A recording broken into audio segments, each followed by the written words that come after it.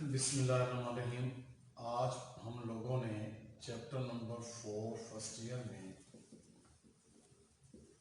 Cytoplasm के अंदर एक ऑर्गेनेलीज हैं जिनमें first of all it is called endoplasmic reticulum के बारे में पढ़ेंगे। ये बेटे असल में जब इसके पार्ट्स करें तो 3 पार्ट्स पर मुश्तमिल है।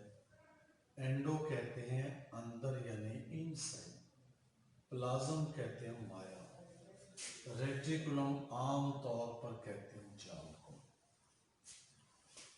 तो ये जो सेल मेम्ब्रेन के अंदर बेटा और न्यूक्लियर मेम्ब्रेन के दरमियान ये स्ट्रक्चर पाई जाती है, एक ये फ्लूइड पाया जाता है, इसको कहते हैं साइटोप्लाज्म। तो इस साइटोप्लाज्म के अंदर इसको कहेंगे प्लाज्मिक। इस साइटोप्लाज्म के अंदर मुख्तलिफ किस्म के ऑर्गेनेलीज पाए जाते हैं, मुख्तलिफ किस्म के स्मॉल पार्ट्स पाए जाते हैं। ऑर्गेनेलीज में ऑर्गन में ना कहते हैं पार्ट, और एलिस में ना कहते हैं it is called as a small part of the cell is called organelle. तो साइटोप्लाज्म में क्या कहते हैं, a network of channels, a network of tubules जो पूरे साइटोप्लाज्म में आम तौर पर एक्सटेंड होते हैं through the cytoplasm.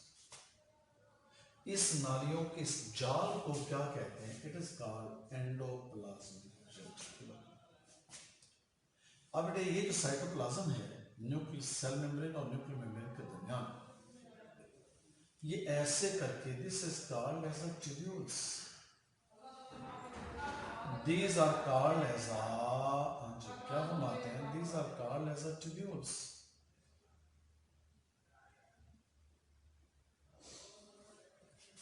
In tubules के बारे में 4 किस्म की हालतों में 4 किस्म की फॉर्म। कुछ वो ट्यूब्यूल्स होती हैं जिनका एक सिरा सेल मेम्ब्रेन से जुड़ा और दूसरा सिरा साइटोप्लाज्म है। कुछ वो ट्यूब्यूल है जिनके दोनों सिरे साइटोप्लाज्म। कुछ वो ट्यूब्यूल हैं जिनका एक सिरा न्यूक्लियर मेम्ब्रेन से जुड़ा और दूसरा सेल मेम्ब्रेन के साथ जुड़ा। और कुछ ट्यूब्यूल वो भी होती हैं जिनका एक सिरा न्यूक्लियर मेम्ब्रेन से और दूसरा सिरा साइटोप्लाज्म में मौजूद है। इस तरीके से 4 फॉर्म्स हैं, 4 किस्म के स्ट्रक्चर में, 4 किस्म की हालतों में यह आमतौर पर one is attached, one end of the reticulum is attached with the nuclear membrane, other is in the cytoplasm. One is attached with the nuclear membrane, other with the cytoplasm, cell membrane. One is attached with the cell membrane, other is in the cytoplasm. Both of these ends are in the cytoplasm. अब ये tubule का असल काम होता है एक जगह से दूसरी जगह चीजों को मुंतकिल करना। तो साइटोप्लाज्म के एक हिस्से से दूसरे हिस्से तक ट्रांसपोर्ट करने के लिए साइटोप्लाज्म से न्यूक्लियस तक या न्यूक्लियस से साइटोप्लाज्म तक, न्यूक्लियस से बाहर सेल के बाहर या सेल के बाहर से न्यूक्लियस तक, या सेल तो from the outside through cell membrane to cytoplasm या साइटोप्लाज्म टू आउटसाइड, ये आमतौर पर ट्रांसपोर्टेशन पूरी नालियों के एक सिस्टम को एंडोप्लाज्मिक रेटिकुलम कहते हैं। ये जो एंडोप्लाज्मिक रेटिकुलम में this is called as a, शाबाश, क्या कहते हैं, that is called as a tubule। इसके अंदर भी फ्लूइड है, एंडोप्लाज्मिक फ्लूइड, और ये अंदर वाला मादा बाहर में क्या मौजूद है, दिस इज कॉल्ड साइटोप्लाज्म। इस मेम्ब्रेन को हम क्या कहते हैं, इट इज कॉल्ड सिस्टर्नी।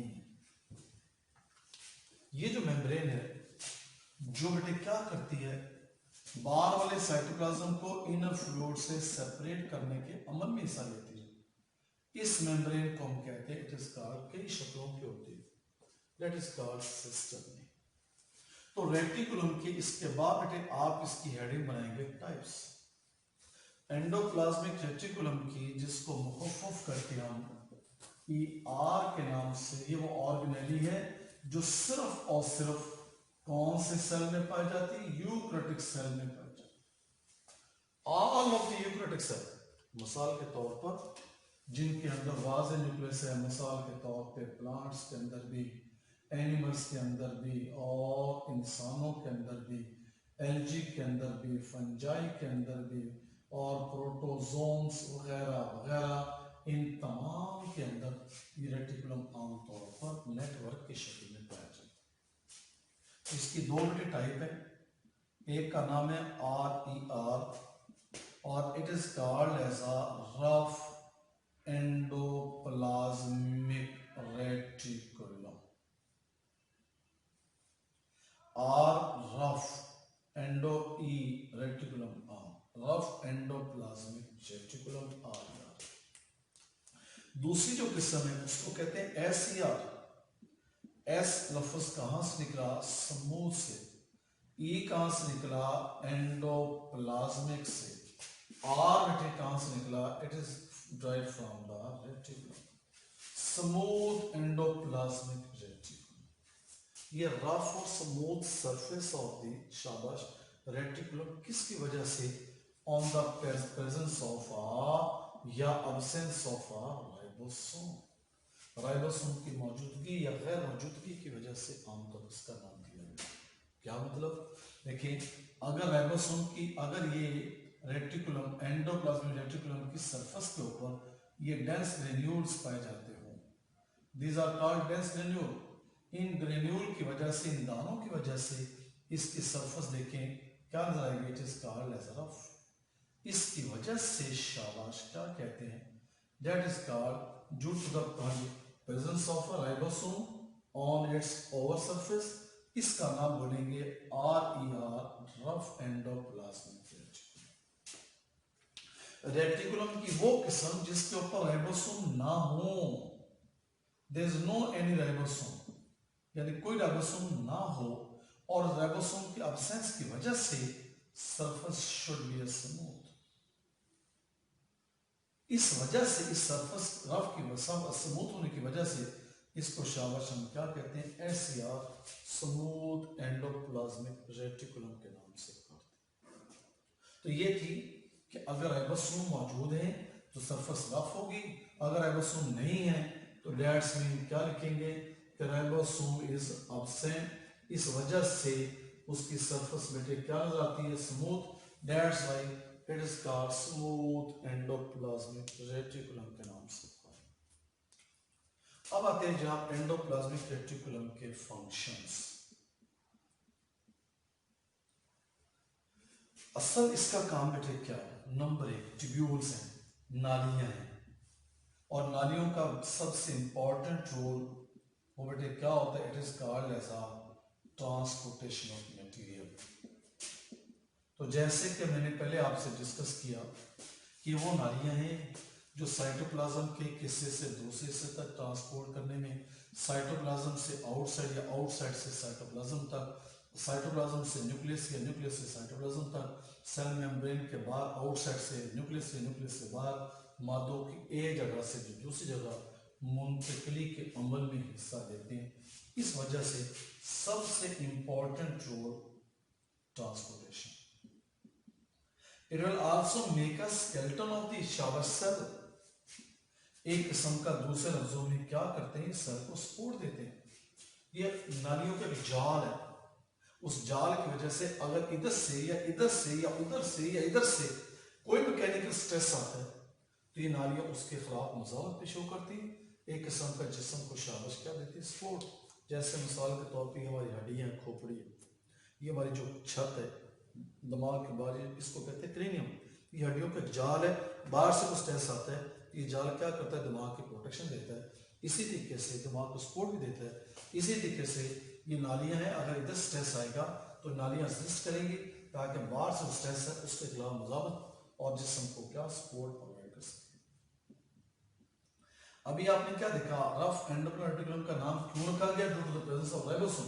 क्योंकि राइबोसोम इसकी सरफेस पे पाए जाते हैं, इसलिए कहा जाता है कि RER is involved in the synthesis of proteins. ये प्रोटीन्स की सिंथेसिस के अमल में भी हिस्सा लेते हैं। नंबर 4, अभी हमने क्या देखा? SER, smooth endoplasmic reticulum. हाँ जी, क्या कहेंगे? उसके सरफेस स्मूथ क्यों होती है? Due to the absence of ribosome.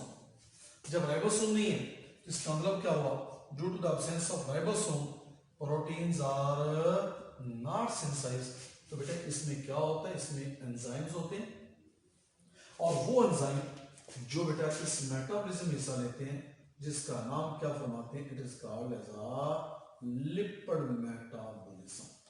तो एसईआर में प्रोटीन्स सिंथेसिस के लिए कोई एंजाइम नहीं, लेकिन एसईआर के बारे में क्या, ये लिपिड के मेटाबॉलिज्म को, लिपिड को बनाने में और लिपिड को तोड़कर उससे एनर्जी पैदा करने के अमल में आमतौर पर हिस्सा लेते हैं।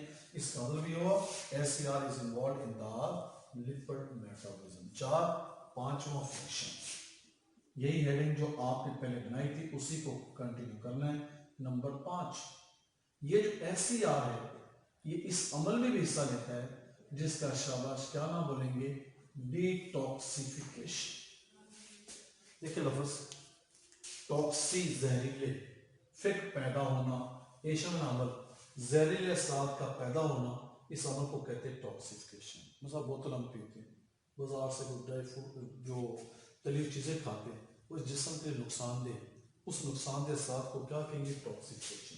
उस नुकसानदेह असरात को खत्म करने के लिए, जायल करने के लिए, ताकि बॉडी को नुकसान न दे, इस अमल को कहेंगे डिटॉक्सिफिकेशन। तो बेटा जब भी लफ्ज जीई आ जाए तो इसका मतलब क्या होता है, रिमूवल, टॉक्सिक जहरीले, फिक पैदा होना, एशन अमल, जहरीले असरात को निकाल देना, खत्म कर देना, इस अमल को कहते हैं डिटॉक्सिफिकेशन। तो एसईआर के अंदर एक खास किस्म का शाबाश क्या पाया जाता है, एंजाइम सिस्टम होता है जो बेटा टॉक्सिक इफेक्ट से बॉडी की एक किस्म की शाबाश क्या काम करता है, प्रोटेक्शन के अमल में हिस्सा लेता है।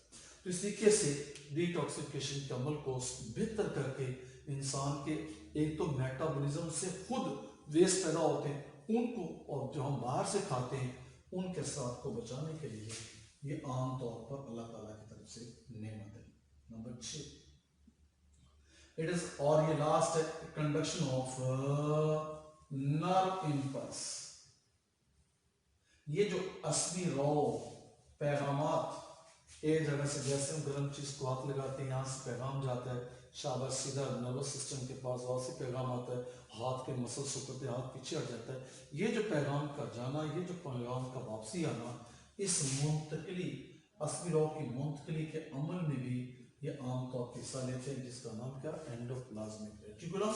क्योंकि ये रिलीज करते हैं शाबाश कैल्शियम आयन, और ये कैल्शियम आयन उजलात के मसल की कंट्रक्शन के अमल में भी हिस्सा लेते हैं। इस लिहाज से ये नर्व इम्पल्स की कंडक्शन के प्रोसेस में आमतौर पर हिस्सा लेते हैं। ये था बेटे आपका टॉपिक कि ये साइटोप्लाज्म के अंदर, न्यूक्लियस के बाहर, साइटोप्लाज्म के अंदर, सेल मेम्ब्रेन के अंदर एक ऑर्गेनेली है जो यूकैरियोटिक सेल में पाई जाती है, जिसका नाम एंडोप्लाज्मिक रेटिकुलम है।